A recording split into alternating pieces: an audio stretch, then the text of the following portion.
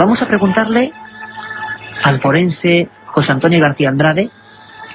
Está bien, el canibalismo mágico, ritual, eso ocurre, pero por ejemplo en España ha pasado. ¿Usted ha tenido en su consulta, ha estudiado casos de este tipo? Y de verdad, Carmen, que lo que viene es fuerte. ¿Tú te acuerdas de la leyenda del hombre Dounto? El sacamantecas no que comerciaba con manteca, sino que devoraba las mantecas de la gente. Y que hubo varios casos hasta los años 60 en España, ¿te acuerdas, no? Sí, sí que me acuerdo. Además, las leyendas que se contaban en torno a su figura, incluso para dar miedo a los niños. Se decía que iba a venir el hombre del unto, ese hombre que se comía la grasa de los niños. Hoy estamos haciendo ese viaje constante entre el mundo civilizado, entre comillas, y el mundo indígena, para comprender por qué a veces el hombre se convierte en el peor demonio y hace estas cosas. Escuchamos al doctor Andrade porque es apasionante. Él tuvo que tratar quizá al último caníbal español, el hombre Dounto. El hombre Dounto, que era aquel criminal en serie, lo que pasa es que entonces no se llama criminal en serie, que se alimentaba de la grasa de los niños. Él era un personaje gallego, por eso se llamaba el homo Dounto, el hombre de la grasa, que se alimentaba de la grasa de las pobres víctimas suyas. Sí lo he tenido de vampirismo en el sentido de un sujeto de un cociente intelectual muy bajo, muy pobre, que se alimentaba de la sangre de sus víctimas, a las que hería, a las que con un cuchillo las rajaba, y entonces se ponía a chupar y a alimentarse de la sangre. Era un personaje muy cruel, muy primitivo, con un cociente intelectual muy pobre, y quizá ese es un personaje que le tengo descrito en uno de mis libros, pero como canibalismo.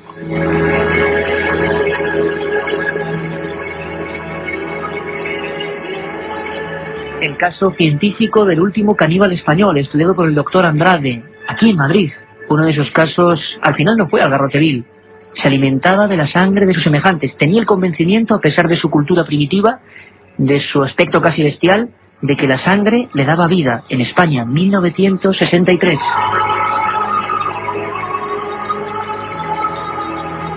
Y en este estudio, uno de la cadena SER, ya en penumbra, como digo, con buenos amigos, con documentos, con historias, con armonía, con la hoguera ya encendida, viajamos a África. Estamos hablando de Yengui, la película de José Manuel Novoa, y tenemos aquí a José Manuel Novoa y a Fernando González Siche, los dos de Traslove Films. Vamos a hablar de hombres, de caníbales, de animales, de todo un mundo prohibido que se oculta ahí, en lo más profundo de la selva. Y es que, José Manuel, hablaba el doctor Andrade de un caso español, la sangre. Volvemos a la sangre como elemento absolutamente clave. Yo recuerdo en vuestra última visita que hablabais de un brujo que tenía ebú, como tú decías, una especie de poder, una especie de cosa extraña de brujería, y para calmarlo, para saciarlo, para lo que fuese, bebía sangre y comía huevos crudos con sangre. ¿Te has encontrado historias de tipo en este rodaje de Yengui también? Bueno, en concreto de este tipo no, pero todos los brujos africanos de esta zona, de la zona de África Central, del Golfo de Guinea, bueno, su brujería está íntimamente ligada a la ingestión de carne humana. Y esta ingestión de carne humana está íntimamente ligada a lo que tú estabas hablando, al ebú. El ebú es, ellos lo describen como una especie de pólipo que se aloja cerca del estómago. Algo físico que tiene algo dentro. Incluso físico, que tenemos todos, que unos nacen con el ebú despierto y otros tienen que pasar por una ceremonia que se llama Komaganga, que es donde les despiertan el ebú, y en el ebú es donde reside la cualidad de poder hacer magia. Y lo malo es que, claro, este ebú, el ebú en búho, si es ebú bueno sería ebú besú, si es en búho de magia negra, por decirlo así, para entendernos, sería ebú en búho. Este ebú demanda constantemente esta ingestión de sangre, de carne humana y de huevos, ¿no? Esto es según su creencia. Y efectivamente, la última vez que estuvimos aquí hablamos de ese ritual de Ndomba, donde aquel hombre subía absolutamente poseído por el espíritu de sus ancestros hasta ese pago, que medía unos 8 metros, ella ahí arriba pues bailaba e imitaba a todos los animales de la selva. Es alucinante las escenas que han grabado, que han captado nuestros amigos, que han vivido precisamente transformaciones de personas un poco en este mundo de la brujería. Fernando, yo incluso recuerdo que casi no nos dio tiempo a comentarlo, y ahora vamos a meternos en ello. Había culturas, etnias, quien fuera todas de los hombres leopardo, que imitaban a leopardos, que se ponían incluso algún tipo de apliques, y que realmente creían poseer los poderes de esas bestias y atacaban a otros y devoraban hombres, ¿no? Sí, además fue un azote para los primeros colonizadores, que, bueno, dio origen a bastantes leyendas que además tienen que ver con la criptozoología, y en el fondo eran gente de poblados, gente marginales un poco, que no solamente vivían en un poblado, sino que están un poco en el margen de ciertas poblaciones, y que muchas veces tenían un cabecilla local que lo que hacía era intentar exprimir, digamos, a la gente que pasaba por allí, sacarles todo tipo de regalos y de concesiones, y si no, les amenazaba con que los hombres del Pardo acabarían con ellos, y efectivamente en mitad de la oscuridad de la noche y en mitad de la selva salían estos hombres que tenían unas zarpas que se habían hecho artificialmente y iban vestidos con pieles de leopardo y atacaban a los grupos y mataban a muchos y llevaban a otros, y me imagino que perfectamente serían, o sea, por cómo actuaban, sobre todo en el Golfo de Guinea, pues sería perfectamente creíble que algunos de ellos se los comieran, en todo o en parte. Incluso, Fernando, sería muy lógico que la descripción de los testigos que fuesen atacados verían una especie de híbrido, ¿no?, monstruoso entre hombre y animal, en mitad de la noche con zarpas. Claro, ellos, los primeros escritos que hay de estas historias hablan de un animal, de un hombre leopardo real. O sea, ellos no veían que fueran, y además quedaban pocos testigos, los testigos que quedaban estaban heridos, estaban hechos polvo.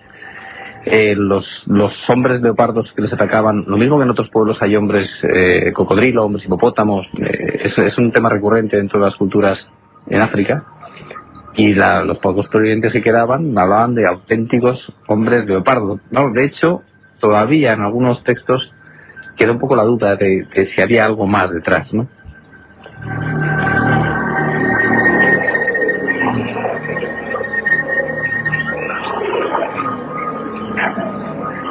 Estamos ya en plena selva buscando esas historias tan alucinantes que de vez en cuando nos llevan, como decía Fernando, al terreno tan fino, tan invisible a veces, entre la realidad, la ficción, la creencia, lo probable. Muchas veces la historia de los devoradores de hombres, de estas etnias salvajes, extrañas, de estos caníbales, de esta especie de hombres mitad espíritu, mitad maléfico, se transmiten de abuelos a padres, de padres a hijos. No dejan, por supuesto, testimonio más sólido que ese, la tradición oral. Si pudiéramos viajar hasta un momento en el que un abuelo le cuenta, por ejemplo, a un nieto por dónde no tiene que ir, dónde pueden surgir los hombres que devoran a sus semejantes, sería, por ejemplo, este, que hemos rescatado de ese magnífico trabajo de Yengi, el dios del sueño. Escuchamos.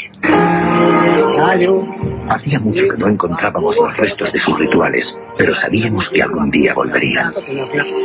Baba, ¿quiénes son los comehombres? Son malos. Son hombres malos de distintas tribus bantúes. Son amigos de los espíritus de la oscuridad, a los que tienen que pagar con sangre de hombre las cosas que les piden. Menuda definición, ¿no, José Manuel? El hombre auténtico de los de allí, claro, está por supuesto traducido, pero si viéramos la imagen ahora mismo, sería ese hombre pigmeo, jefe de su clan, ¿no? Transmitiendo a los suyos ya unas primeras leyes de comportamiento. Hay que tener mucho cuidado, ¿no? Efectivamente. Existe un pago. Antes hablábamos de la receta de cocinar la carne humana. Terrible receta. Y efectivamente es solo para iniciados por esa receta que antes explicamos. Pero cuando un postulante entra dentro de una secta de vudú, siempre tiene que hacer un pago. Por eso en este fragmento de la película dice, tienen que pagar a los espíritus de la oscuridad con sangre de hombre. Normalmente cuando alguien entra en una secta de vudú, tiene que ofrecer a una persona. Incluso a veces tiene que ofrecer a su propio hermano, a su propio padre. Efectivamente después sabes que ellos manejan los venenos. Pues ancestralmente en África hay envenenadores que pueden llegar a envenenarte hasta te envenenan ahora y te mueres dentro de un mes, ¿no? O sea, con efecto retardado. Sí. Y entonces, esta víctima que es escogida, pues que es cedida por algún familiar, se le envenena y cuando muere la entierran y después la desentierran y practican estos rituales, ¿no? Cortan partes del cadáver, el cerebro, los testículos, partes del abdomen.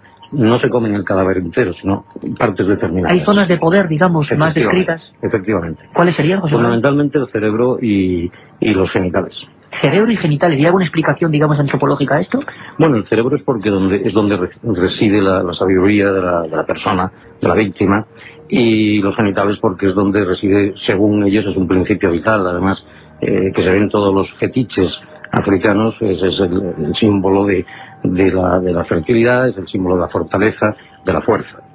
Si nos lográsemos ir filtrando en uno de estos sacrificios rituales, ¿qué escucharíamos? ¿Qué sonidos? ¿Qué casi sensaciones podríamos percibir, aunque estemos aquí a miles de kilómetros? Más o menos algo así. En esta región africana, la brujería es un verdadero azote. Los brujos todavía practican sacrificios humanos y banquetes caníbales. Creen que al comer carne humana adquieren las cualidades de sus víctimas y su magia se hace más poderosa.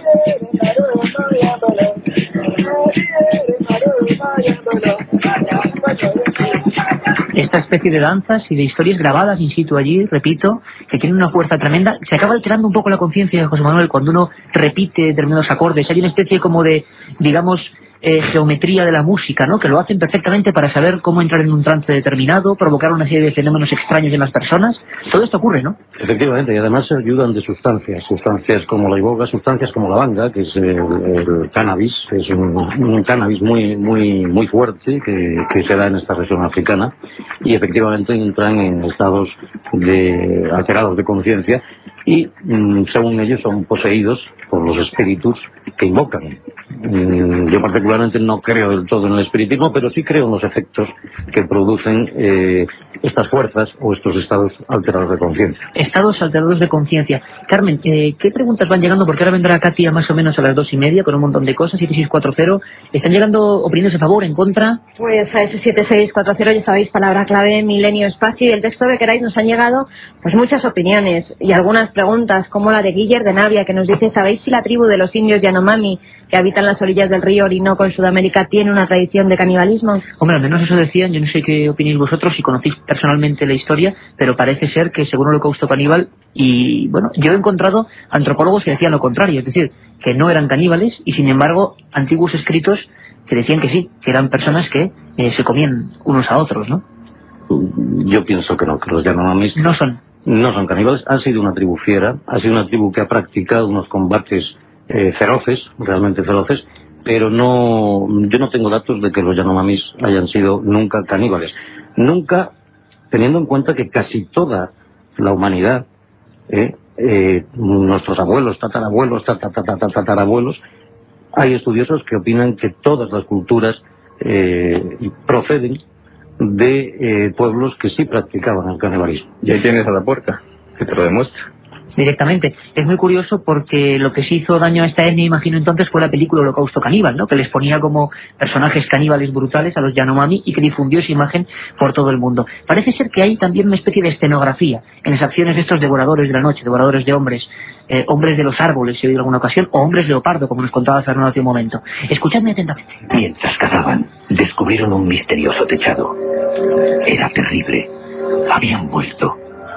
Aquella construcción escondida era un élite de los brujos. Hacía poco que lo habían utilizado para comer carne de hombre. Nuestra situación empeoraba. Los comehombres habían vuelto.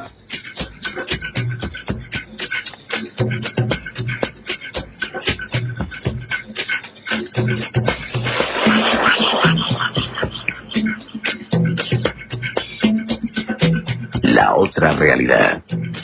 Milenio 3. En la SER.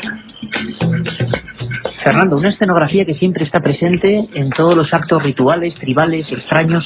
Aquí hablábamos de una especie de instalación, la veíamos antes, por supuesto, en imágenes, y cualquiera, ¿verdad, José Manuel, que vaya al cine, por supuesto, a ver Yengi, esta película, este documental realmente impresionante, pero siempre el ritual que imagino, que además tú eres un auténtico apasionado de lo que eran las crónicas de los primeros exploradores, ¿cómo se quedaba esa gente? ¿Cómo se quedaba el hombre civilizado cuando llegaba a estos lugares y se encontraba, por ejemplo, estos altares, estas figuras, esta especie de ídolos extraños, ¿no? Imagino que tenía que ser una impresión que no nos podemos imaginar, o los primeros conquistadores, si hablamos de América, ¿no? Lo que se encontraban. Sí, bueno, en América fue un poco más suave, porque además entraron digamos, también mucho antes y con una ferocidad, pues propia de la época. Pero en África, lo que fue impresionante, yo me imagino que en la época de ellos, estamos hablando principalmente, o sea, la parte que yo conozco más, que es el este de África, estamos hablando de 1800.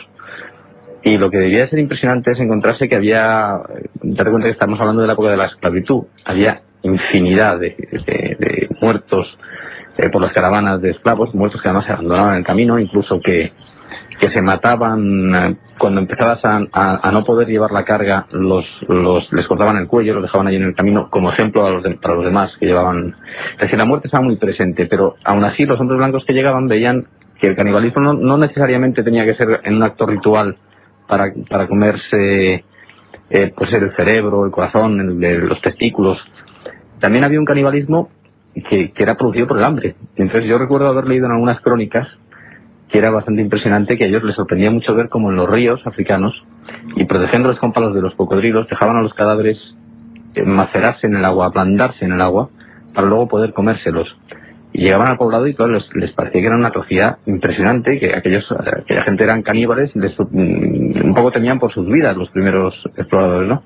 Y luego resulta que eran pueblos que lo único que pasa es que pasaron unas hambrunas tremendas, y se veían. Una vez más volvemos a la pregunta de si usted pasa realmente una situación muy apurada de hambre, y no solamente uno, sino sus hijos, su familia, pues claro, esta gente se comía a los de su propio pueblo, incluso a los muertos por hambre.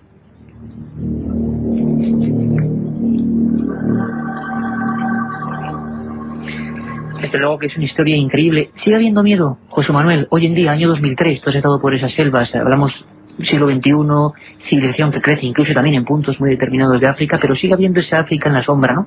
Que sigue moviéndose por estas conductas tribales, y sigue habiendo miedo yo no sé llamarlo pequeñas mafias, ¿no? Como podrían ser los hombres leopardo. Gente que tiene unos intereses muy concretos, que se come a los semejantes y que provoca el terror. Sigue pasando hoy. Absolutamente. Y sobre todo en las ciudades, ¿eh? Sobre todo en las ciudades. Sobre todo en las ciudades. Bueno, ¿y cómo se explica esa especie de paro? Sí, porque, como te he dicho antes, esto no es una práctica de unos caníbales que están en el bosque metidos. Pero los pigmeos, por ejemplo, nunca han comido carne humana, ¿no? Y son los auténticos habitantes del bosque africano. No, es para medrar, es para mejorar, o es por simplemente, por incluso cosas políticas, ¿no? Bueno, no todo el mundo ha conocido cuando Idi Amin abrieron su palacio y llegaron a la despensa y Manedera tenía miembros humanos, ¿no? O el caso de Bokassa. Bokassa es uno de los más célebres, quizás. Uno de los más célebres, o Francisco Macías en Guinea.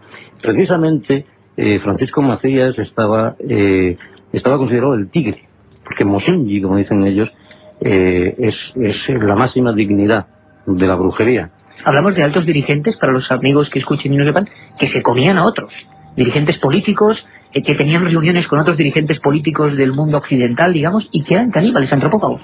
Sí, es que lo que todavía el mundo occidental no ha entendido bien es que muchos dirigentes políticos africanos que visten con traje y corbata y cogen su propio jet y se van a Naciones Unidas, a Nueva York, dirigen después el país como una tribu. Son jefes de tribu donde, por ejemplo, en el caso de Obiang Nguema, en Guinea, quien manda realmente es el Consejo de Ancianos de Mongomó, de su pueblo natal. Y bueno, una de las cosas que es tradicional es, por ejemplo, entre los Esangayón Fanentumu, que es de la tribu a la que pertenece Obiang Nguema, pues es el poder, cuanto más matas, más poder tienes. Cuanto más matas, más poder vas acumulando, ¿no? Efectivamente, efectivamente. Y bueno, se han dado casos como, por ejemplo, en las últimas elecciones, que aunque estaban absolutamente amañadas, hasta las urnas eran de madera, pues cuando llegó un líder de la oposición, Andrés Moisés Mbá, pues el que capturó a Macías en el golpe de Obiang, simplemente por el hecho de poder capturar a Macías, porque Macías se escondió en el bosque, se fue a su cueva con sus fetiches, y ningún militar era lo suficientemente valiente para entrar en el bosque y aprenderlo. Y entonces el teniente Motú, que se había criado aquí en España, en la Academia de Zaragoza, era absolutamente occidental en sus formas de pensar, entró y le detuvo. Y desde ese momento, ten en cuenta que detuvo al tigre. Desde ese momento pensaron que era un hombre con unos grandes poderes. Teniente Motú, y me remito otra vez a cuando llega este líder de la oposición, era del partido del líder de la oposición, Andrés Moisés Mbá, y los hermanos de Obiang, pensando, ya te digo, pese a que tenían amañadas las elecciones, pensando que ese poder se lo iba a transmitir a Andrés Moisés Mbá y iba a ganar las elecciones, lo capturaron en el mismo hall del hotel y lo empezaron a interrogar porque creían al principio que el poder de este teniente residía en algún amuleto, en algún bastón, en alguna medicina que tenía. Como este hombre, pues no, empezaron a torturarlo y no cantaba, realmente no tenía nada. El poder. pues pensaron que el poder lo tenía dentro, y entonces lo mataron y se lo comieron en Mongomón, en el pueblo del presidente Obiang, donde el propio presidente Obiang participó en el ritual, y todos sus ministros, solo los que eran de su propio clan. Hicieron lo que se llama un pacto de sangre.